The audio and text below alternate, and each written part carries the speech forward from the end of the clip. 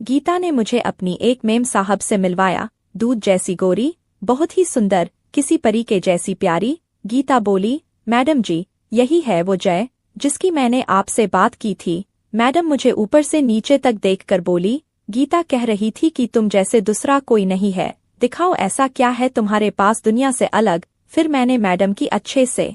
Hello दोस्तों, मेरा नाम जय है, मैं राजस्थान के जयपुर में रहता हूँ। पढ़ाई लिखाई में शुरू से ही कमजोर रहा हूँ, इसलिए 10वीं भी पास नहीं कर पाया। खेती बाड़ी के काम में भी दिल न लगा तो मैंने घर में कह दिया कि मैं तो शहर जाकर कोई नौकरी कर लूंगा। मेरे एक गांव वाले ने मुझे गुड़गांव के एक बहुत बड़ी सोसाइटी में चौकीदार की नौकरी के लिए सिफारिश करवाकर मेरी नौकरी का जुगाड़ कर दिया। जब मैं वहां पहुंचा तो देखा 15 मंजिली इमारत थी, पूरी बिल्डिंग में फ्लैट ही फ्लैट थे। मैं वहां पहुंचा तो मुझे वहां के एक मैनेजर ने सारा काम समझा दिया और मेरे को एक और आदमी से मिलवाया, वो भी वहां चौकीदार था। उसका नाम रामू काका था, उम्र होगी कोई 50 साल। वो वहां अकेले ही रहते थे, तो मुझे उन्होंने अपने ही क्वार्टर में जगह दे दी। रात को हम दोनों की ड्यूटी होती थी, सुबह आकर हम अपने कमरे में सो जाते थे। थोड़े ही दिनों में मेरी और रामू काका की अच्छी दोस्ती हो गई, मैं उन्हें ताऊ कहता था। एक दिन दोपहर को हम लोग अपने कमरे में ही बैठे थे, तभी वहां गीता नाम की एक औरत आई। वो वहां 2-4 फ्लैट्स में झाड़ू पोंछा किया करती थी। रामू काका बड़े खुश होकर उससे मिले। बाद में पता चला कि उन दोनों का आपस में चक्कर था। वैसे तो गीता शादीशुदा थी और उसके 4 बच्चे भी थे, मगर कभी कभी रामू काका के पास आ जाती थी। गीता मेरी तरफ देखकर बोली, ये लड़का कौन है? रामू काका ने कहा, अरे नया लड़का आया है, मेरे साथ ही काम करता है और यहीं पर ही रहता है। खैर रामू काका और गीता ने मिलकर खाना बनाया। हम तीनों ने साथ बैठकर खाना खाया, क्योंकि मुझे खाना पकाना नहीं आता था। खाना खाकर रामू काका ने मुझे कहा, अरे सुन, तू तो नौजवान है, जा थोड़ी देर बाहर घूम आ। मैं उनका इशारा समझ गया और बाहर आ गया। रामू काका ने दरवाजा बंद कर लिया। मैं अपने ड्यूटी रूम पर आकर बैठ गया। कोई 1 घंटे बाद मेरे मोबाइल पर रामू काका का फोन आया, तो मैं वापस अपने क्वार्टर में आ गया। गीता अभी भी चादर ओढ़े बिस्तर पे लेटी थी। मैंने देखा कि गीता मुझे बड़े ध्यान से देख रही थी।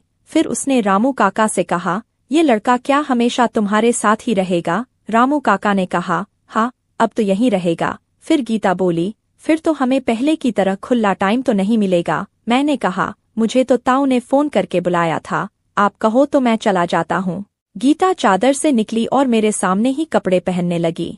उसे ऐसे देखकर मैं अवाक रह गया। रामू काका ने मुझे देखा और मेरी तरफ आंख मिचाकर मुस्कुरा दिए। फिर गीता चली गई। बाद में रामू काका ने मुझे कहा, लगता है गीता तुझ पे रीझ गई है। मैंने कहा, तो वो तो आपकी माशूक है। रामू काका बोले, अरे काहे की माशूक है, इसके पति से कुछ बनता नहीं है तो मेरे पास आ जाती है। मैंने कहा, मगर वो तो मुझसे भी बहुत बड़ी है, मैं तो अभी 21 का हूँ और ये तो 40 के आसपास होगी। रामू काका बोले, अगर जिंदगी का मजा लेना चाहता है तो देख ले, जवान हो, तगड़ा हो, यहाँ शहर में कौन किसको जानता है। इस सोसाइटी में एक से बढ़कर एक है, कम से कम 20 औरतों को तो मैं जानता हूँ, जिनका अपने पति के अलावा बाहर भी चक्कर चल रहा है, और लड़कियों की तो गिनती ही नहीं।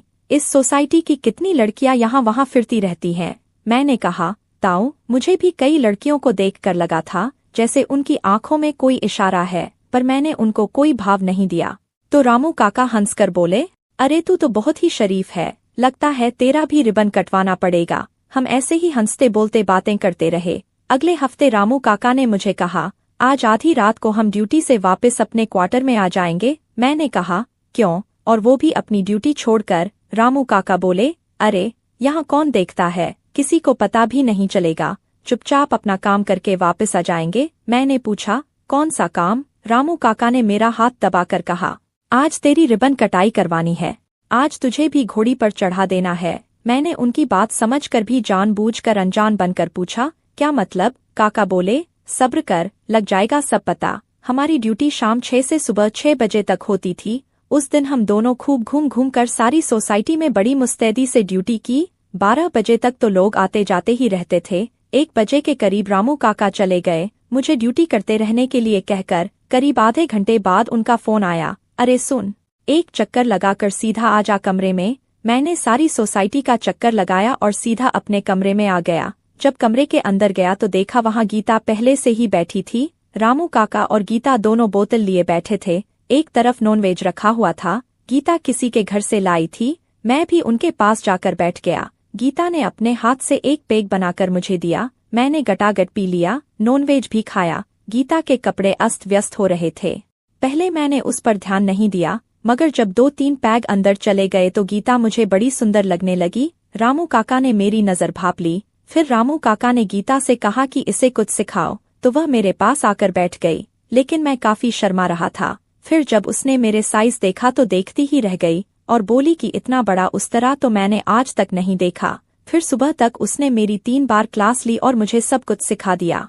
यह मेरी जिंदगी का पहला तजुर्बा था और मुझे बहुत ही अच्छा लग रहा था। फिर गीता चली गई। अब दिनों दिन मैं भी शातिर होता जा रहा था। अब मैं जान गया था कि मेरा बड़ा साइज ही मेरी सबसे बड़ी ताकत है। मगर बात किसी से नहीं बनी। मैंने एक दिन ये बात गीता से कही तो वो बोली, तू चिंता मत कर, मैं करती हूँ कुछ दिनों बाद गीता मुझे एक फ्लैट में लेकर गई। मुझे अपनी एक मेम साहब से मिलवाया। दूध जैसी गोरी, बहुत ही सुंदर, किसी परी के जैसी प्यारी। गीता बोली, मैडम जी, यही है वो जय जिसकी मैंने आपसे बात की थी। मैडम ने मुझे ऊपर से नीचे तक देखा, मुझे सोफे पर बैठाया और गीता से बोली, अरे इसके लिए चाय तो बना लाओ। गीता चाय बनाने को चली गई तो मैंने शर्मिंदा सा चुपचाप सोफे पर बैठा रहा। 2-3 मिनट की चुप्पी के बाद मैडम जी बोली, गीता तुम्हारी बहुत तारीफ कर रही थी, कह रही थी कि तुम जैसा दूसरा कोई भी नहीं, इस सोसाइटी में तो बिल्कुल नहीं। ऐसा भी क्या खास है तुझ में? मैं क्या कहता? मैं शर्मा गया। मैडम फिर बोली, देखो ऐसे शर्माने से काम नहीं चलेगा। अगर कुछ दुनिया से अलग चीज तुम्हारे पास है तो दिखाओ, वरना जा सकते हो। फिर मैंने मैडम की अच्छे से हजामत बनाई। हजामत बनवाकर वो उठी और